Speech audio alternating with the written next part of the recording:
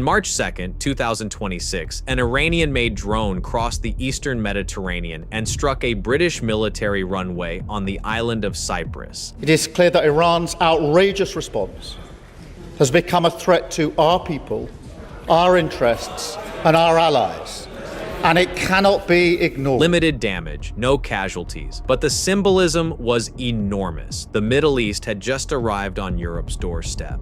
And within hours before most European governments had finished writing their press statements, Greece had already moved. 2 frigates were sailing towards Cyprus. 4 F-16 fighter jets were already on the ground at Paphos Air Base. A Patriot air defense battery was being transferred to the island of Carpathos. And Greece's brand new flagship frigate, delivered from France just 47 days earlier, was heading into its first operational deployment. Not a NATO operation, not a joint alliance response. Greece acting alone, fast, decisively, covering a gap that Britain, which actually owns the base that got hit, was still scrambling to fill. Cyprus's president publicly thanked Athens. Several other European states then followed Greece's lead. And somewhere in Ankara, Turkey watched all of this very carefully. Because here's the thing most people still get wrong about Greece. They think of it as a beautiful place with ancient ruins, excellent olives, a complicated relationship with paying taxes, and an economy that spent most of the last decade requiring a rescue package. What they don't picture is a country that spends more of its GDP on defense than almost any NATO ally on Earth, and has been doing it consistently for decades. Not because of Russian aggression, not because of the war in Ukraine, but because Greece has had a neighbor with a large military and very specific ideas about maritime borders for a very long time. And that neighbor has a name. But we'll get to Turkey in a moment. First, let's understand what Greece has quietly been building. To understand the Greece of 2026, you have to understand the Greece of 2012, because that's where the story of the comeback starts. During the debt crisis, Greece did something almost no country in that situation does willingly. It kept spending on its military. While hospitals were cutting staff, pensions were being slashed, and an entire generation of young Greeks was leaving the country to find work elsewhere. The defense budget stayed, not intact, but it stayed, because Greece looked east across the Aegean and decided that whatever else it cut, it couldn't afford to cut that. That decision looks either deeply pragmatic or deeply tragic, depending on your perspective. Probably both. But the point is that Greece never fully demilitarized the way Germany did, or the way most of Western Europe did after the Cold War. It stayed armed, it stayed practiced, and it stayed ready. Then around 2021, something changed.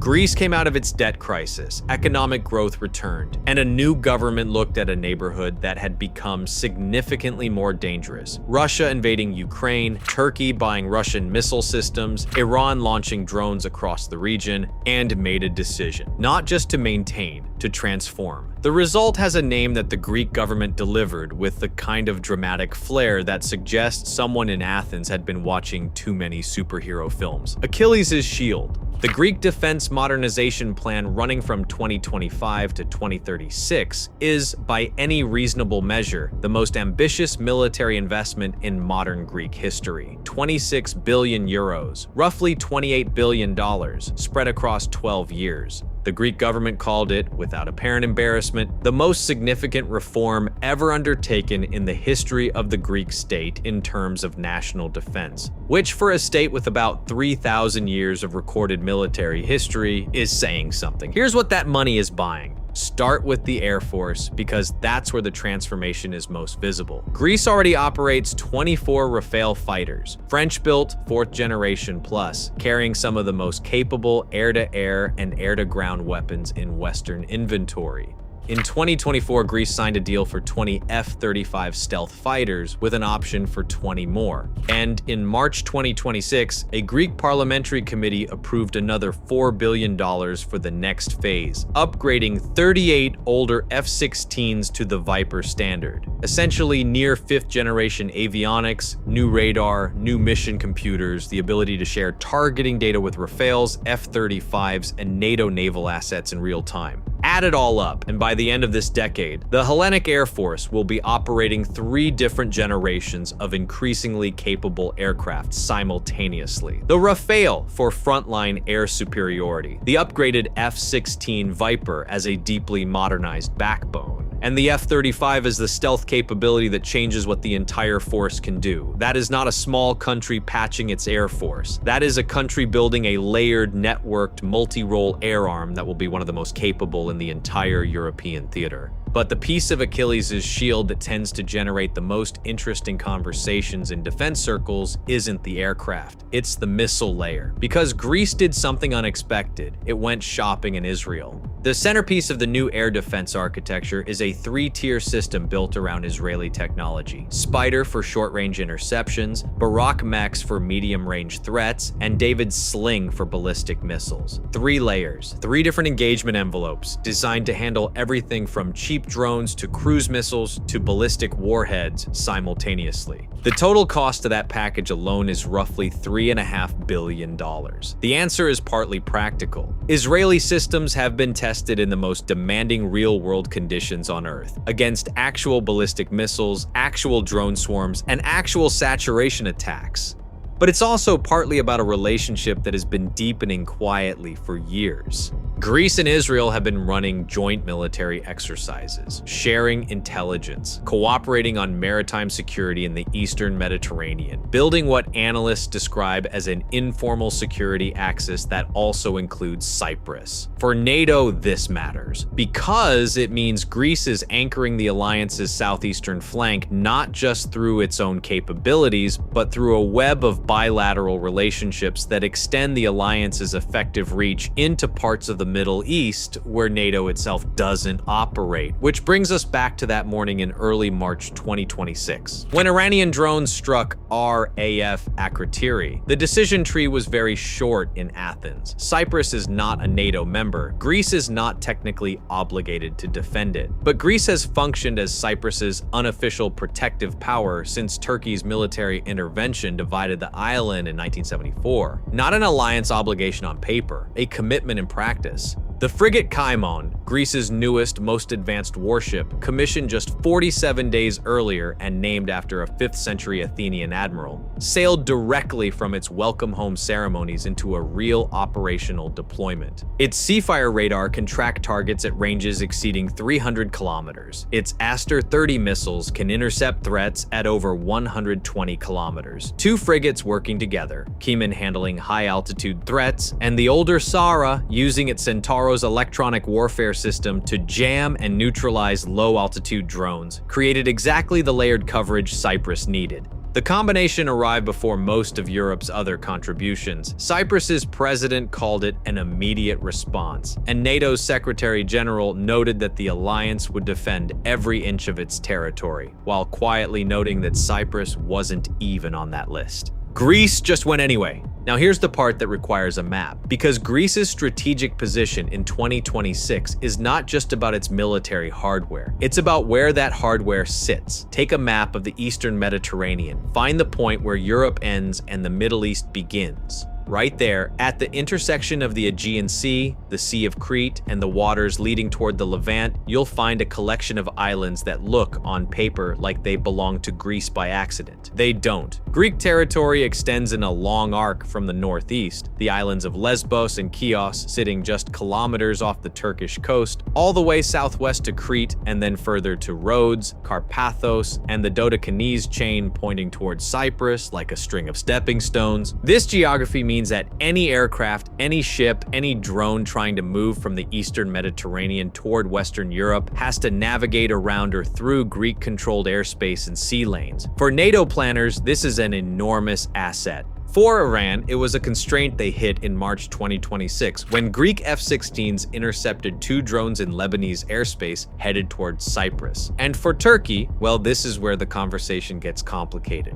Because Turkey and Greece have been arguing about exactly this geography for roughly 5 decades, and both countries are in NATO, and they still almost go to war with each other occasionally. If you think that sounds like the world's most dysfunctional family reunion, you're not wrong. Let's talk about the neighbor. The Greek-Turkish rivalry is one of those geopolitical situations that defies easy summary. It has been running continuously since roughly the Bronze Age, paused briefly for paperwork and earthquake diplomacy, and resumed almost immediately. The current points of disagreement include who owns certain small islands and rocks in the Aegean, some of which are genuinely so small that you could miss them on a standard map. How far each country's continental shelf extends, whether certain Greek islands are militarized in violation of old treaties, how much of the Aegean's airspace belongs to each country, and most recently, Turkey's January 2026 Navtex notices claiming that anything east of the 25th meridian, roughly half the Aegean, requires coordination with Ankara. Greece's response was approximately, no it doesn't, that's illegal, we're filing a complaint with the IMO, and also we're buying 20 F-35s. The thing is, neither side is entirely unreasonable from its own perspective. Turkey looks to the Aegean and sees an arm of the sea surrounded by Greek islands that sit kilometers from Turkey's coastline. Under the international law Greece uses, and Turkey hasn't signed, those islands generate maritime zones that create what Ankara calls a structural disadvantage for Turkish access to open water. Greece looks at the same Aegean and sees its sovereign territory, backed by international law, threatened by a NATO ally that has periodically stated its air force violated Greek airspace over 1,000 times in a single year. They are both in NATO. They both occasionally scramble fighter jets at each other. They have an earthquake diplomacy tradition. When one country has a natural disaster, the other sends rescue teams. Everyone feels warm about it for about 3 weeks, and then it goes back to normal. Normal in this context involves a lot of expensive airspace violations, and some very tense naval encounters over uninhabited rocks, which is one of the underappreciated reasons why Greece keeps spending so much on its military. When your primary strategic threat is also in the same alliance as you can't outsource deterrence to collective defense. You have to be ready yourself. And being ready yourself, in the Greek definition, means submarines. Greece operates more submarines per capita than any other NATO member. 6 Type 214 submarines and 4 older Type 209s. 10 boats total, all diesel-electric, all extremely quiet, and all operating in exactly the kind of shallow, complex, geologically intricate waters of the Aegean and Eastern Mediterranean, where submarines are hardest to find and most effective. This is not accidental. A submarine sitting somewhere in the Aegean doesn't need to fire anything to change behavior. It just needs to exist. Every Turkish naval commander who wants to move through that water has to account for the possibility that a Greek submarine is already there, already watching, and already has a targeting solution. That uncertainty is enormously expensive to manage. And Greece has been managing that uncertainty for decades in both directions. Which is why the submarine force is one of the least discussed but most important elements of what Greece brings to NATO's southern flank. Alongside the submarines are the surface combatants. 13 frigates currently in service, with the Chiemon-class ships arriving progressively through 2028. When the full Chiemon class is operational, Greece will have 4 of the most advanced frigates in the European inventory, each carrying enough Aster 30 missiles to provide area air defense coverage for entire maritime task groups. That is not a defensive navy, that is a navy designed to control the sea it operates in. Here's the piece of the picture that rarely appears in Western coverage. Greece had been spending around 3% of GDP on defense consistently for years, and the new modernization plan pushes that higher. 3%. The NATO target is 2%. The United States regularly lectures European allies about failing to meet that target. Greece has been above it for longer than most people remember, not because of particularly enthusiastic NATO commitment, but because of the specific geography of having Turkey next door. The irony is almost perfect. The country that gets lectured most frequently for its economic management was quietly spending more on defense than Germany, France, Italy, and most of the rest of the alliance. Not because it was asked to, but because it felt it had no choice. And now, in 2026, with the Eastern Mediterranean suddenly the most kinetically active stretch of water outside of the Black Sea, that sustained investment is paying dividends. Because Greece didn't just happen to have a new frigate available when Cyprus was attacked. It had the new frigate available because it ordered it in 2021, accepted delivery in December 2025, and had its crew trained and ready 47 days later. That kind of institutional readiness doesn't come from a spending surge. It comes from never really stopping. The Greek defense minister, standing on the deck of the Aegean at the frigate's welcome home ceremony in January 2026, said something worth quoting. He called the ship, without apparent modesty, the most powerful frigate on the planet, which might be a slight overstatement, but only slight. The Aegean Seafire radar can simultaneously track over 80 targets at ranges approaching 500 kilometers. In the scenario that played out 6 weeks later, that radar was scanning Lebanese airspace, tracking Iranian drones, and feeding targeting data to a layered defense system that included the SARA's electronic warfare suite, Cyprus's own ground-based defenses, and British Typhoons flying from Akrotiri. A 28-year-old Greek frigate cannot do that. The Aegean can, and by the end of 2026, a second Bel Hera-class ship, the Nearchos, is scheduled to join the fleet. 2 more will follow by 2028. Each one adds another node to the same networked, multi-domain picture. So let's come back to the title. How exactly did Greece shock the world? Again, not by doing something dramatic or unexpected, by doing consistently for years what other countries only started doing when the situation became urgent. While Germany debated its defense budget